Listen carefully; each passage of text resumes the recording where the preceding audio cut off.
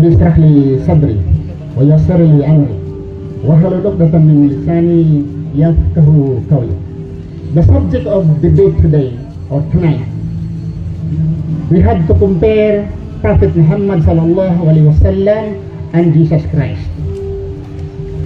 I will read the Quran to go with the ethics, moral discussion, and informative discussion. I will read the Quran. In Surah Ali Imran, chapter 3, you will act as a moderator during question and answer. Okay? Okay, brother? Ikaw mag-moderate sa question and answer mamaya. Hindi lang magsamok ba, dili magsataway. Hello. Okay. Ako si Christian. Oh, you're a Christian. Oo. Okay. Aquí me We caga la kitama. have to use You know how to speak Bisaya? According to Allah in the Quran, أعوذ بالله من الشيطان الرجيم بسم الله الرحمن الرحيم قولوا آمنا بالله وما أنزل إلينا وما أنزل إلى إبراهيم. Say, O Muhammad, that we believe Abraham, what was revealed to him, the religion, the system revealed to Abraham, wa Ismail, given to Ismail, wa Ishaq, given to Isaac, Yaqub, given to Jacob, wal Asbab, and given to the children of Jacob, wa ati Musa, and give to Moses, and Isa, to Jesus Christ, wa Nabiyuna min Rabbihim, and all the prophets from Allah. Allah nufarriqu bayna ahadin minhum. There is no distinction between another. Wa nahnu lahu muslimun. We are all Muslims. In our Quran, Allah commanded us not to give distinction between prophets. Why? Because every power, function that we got during the time is through by the command of Allah, by the commandment of Allah, by the will of Allah. All the prophets were executing according to the dictate of the Creator. For instance, we say that Jesus Christ in heaven, Prophet Muhammad sallallahu alaihi wasallam on earth. They said, we pray for Jesus Christ because in heaven. I asked them, whose power of Jesus Christ to be there in heaven? According to Jesus Christ or according to God? Because Jesus Christ is the most powerful compared to Prophet Muhammad has no power. Did Jesus Christ say that he has the power? Did Jesus Christ say? No. In John chapter 5 verse 30, Jesus said, in myself I can do nothing. In myself I can do nothing. The prophet cannot do anything without the power, without the dictation of Allah. We do not say that Muhammad is better than Jesus Christ. Why? Because the power, the miracles brought by Prophet Muhammad sallallahu alaihi wasallam, the power, the miracles brought by Moses, Abraham, and all the prophets of God in the Quran and in the Bible are given by the Creator. It's not their own power. Human being, the prophets, they could not execute anything without the power of the Creator when it comes to miracles. Now, to make more polite and more clarification on this argument, if we come to our own understanding, we Muslims, this is not according to the Quran, it's according to the Muslim. Prophet Muhammad sallallahu alaihi wasallam, in all aspects of life, complete. Why? Prophet Muhammad sallallahu alaihi wasallam, he was a married person with children. How can you lead a true leader to lead the married men and women when you are single? Jesus Christ was unmarried. Prophet Muhammad sallallahu alaihi wasallam married. Maybe the issue of today, my opponent, my issue, maybe he will use the issue of child marriage. Maybe child marriage, because Jesus Christ single, Prophet Muhammad sallallahu alaihi wasallam married to a child. If my opponent will use this argument that Prophet Muhammad sallallahu alaihi wasallam was a pedophile because he married a 9-year-old girl, I say he is ignorant of the history or in malicious intent and ignorant of the history. Because in 11th century, Rashi, Solomon, the well-known Jewish scholar in the 11th century, renowned scholar of the Jewish community, he said, using his inference, the Bible, that Isaac got married to Rebecca. Rebecca was 3-year-old girl. And in the Bible also, if you read in the Bible, Numbers 31, verse 17 and 18, it says, kill all the boys and women, and leave the young girls, virgins for yourselves, and spare the children.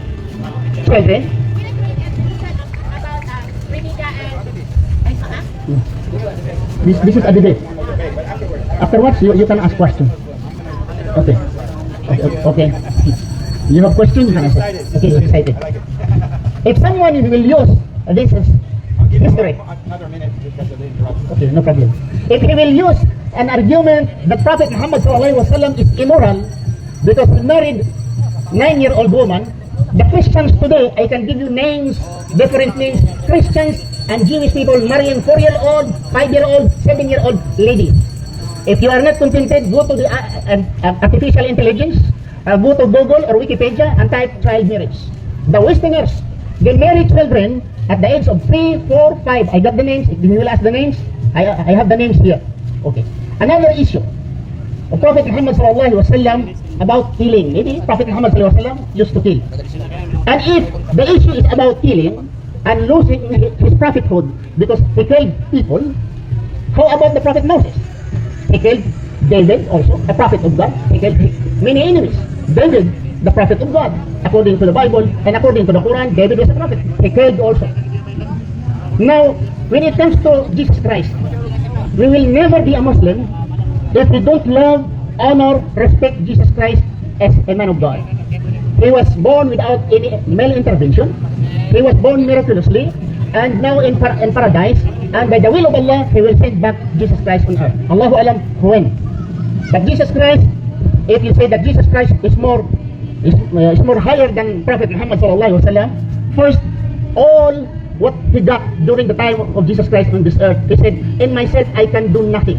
As I hear, I judge, and my judgment is just because I speak not my will, but the will of the Father who sent me. Meaning Jesus Christ never taught, never do a miracle without the guidance of Allah. Jesus Christ, as a Muslim, Jesus Christ, we believe that He performed miracles. A lot of miracles of Jesus Christ in the Quran. I mentioned in the Quran that Jesus Christ is a pure being. The miracles of Jesus Christ not mentioned in the Bible. He asked Allah in Surah Al-Maidah, he asked Allah the people with food to be offered his companion, because his companion, the Harawiyon, the disciples of Jesus Christ, challenged him to produce food with people from heaven. So Prophet Muhammad ﷺ, he prayed to Allah, and Allah sent this, because in Surah Al-Maidah, the food with the people sent down from heaven. Excuse me. He heals the blind, He gives light to the dead, Jesus Christ, but by the will of Allah. Now, if you claim that Jesus Christ is higher than Prophet Muhammad ﷺ, we Muslims, we could just say religiously that Muhammad is higher than Jesus. Why? Because Allah commanded us in the Quran again that we must believe all the prophets without any distinction. لا نفرق بين أحد منهم ونحن له مسلمون. Don't make any distinction between one another, the prophet, and say, oh Muhammad, that we are Muslim. Both of them, we say, the Prophet Muhammad was a prophet of God, and Jesus Christ was a righteous prophet of God. We believe him, he will come back, and we are proud to say that we Muslims, we follow Jesus Christ more than the Christians. Why? According to the Bible, Jesus Christ, according to the Bible, in Matthew chapter 26, verse 39, Jesus Christ, when he prayed, he prostrated to the ground and he asked to God. He prostrated to the ground. Jesus Christ was fasting 40 days and 40 nights. Was fasting. We Muslims fasting. If you count our fasting, it's not only 100 times we fasting during period. In Ramadan, we fast 29 days or 30 days, and aside from that, we have Monday and Thursday, and we have 13, 14, 15. Why we Muslims say we follow Jesus Christ? We don't believe the Bible or what is written in the Bible, but in the Bible, according to the record of the Bible, when Jesus Christ died, immediately Jesus Christ was brought to the cave and he was buried. Jesus Christ was buried.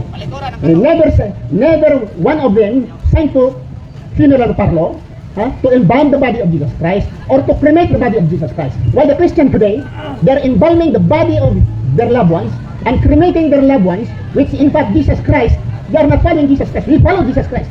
And it is prohibited for all Muslims to cremate our dead body and to go to funeral in order to embalm the body. Another thing, Jesus Christ never ate pork. Christians today are pork eating people. Jesus Christ never ate pork.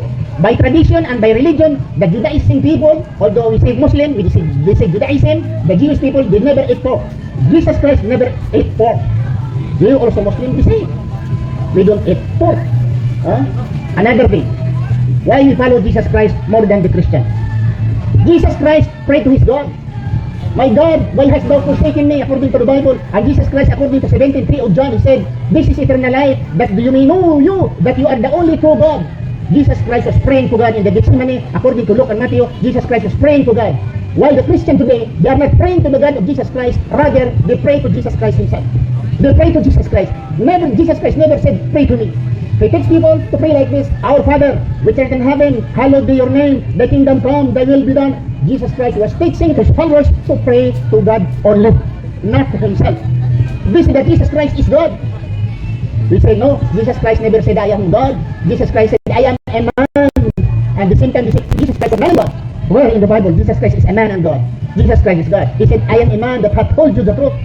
So we believe Jesus Christ is a prophet of God, a man of God, but we never believe him to be God because he never took those people during his time. Mary never worshipped Jesus Christ. Joseph never worshipped Jesus Christ. That's why we Muslims believe that all the prophets are equal in the sight of God, regardless of their miracles. Why? Because all the miracles not performed by themselves, rather it is performed by the power of Allah. I think I prefer to finish, and then if you have your question, brother. Yes, sir. Questions afterwards. I'm going to present now. Okay, your question. I think, brother, excuse me. Better the rules, the tradition of the debate is after deliberate question and answer. Question and answer. This is it. I'm just going to present, and then we'll do open dialogue. That's what we said. Okay. That's okay. But thank you, Ibrahim. Okay. All right.